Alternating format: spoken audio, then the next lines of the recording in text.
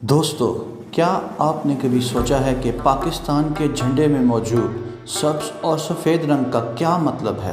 آخر یہ چاند اور ستارہ جھنڈے میں کیوں موجود ہے؟ تو جانیے ان سب سوالات کے جوابات اس ویڈیو میں۔ پاکستانی پرچم کا سبز رنگ والا حصہ زیادہ اور سفید والا حصہ کم ہے۔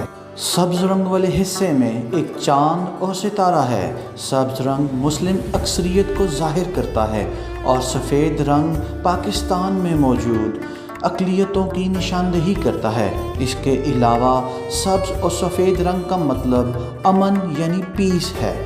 جھنڈے میں موجود چاند اور ستارہ اس بات کی نشاندہی کرتا ہے۔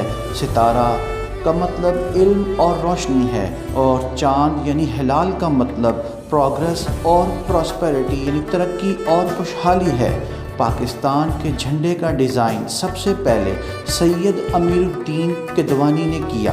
پاکستان کا پہلا جھنڈا ماسٹر الطاف حسین نے قائد اعظم کے حکم پر اپنے ہاتھوں سے تیار کیا اور پاکستان کے پرچم کا نام سبز ہلالی پرچم ہے۔ دوستو، ہماری ویڈیو پسند آئے تو ہمارے چینل کو لائک اور سبسکرائب کیجیے اور ویڈیوز کو شیئر کیجیے۔ شکریہ۔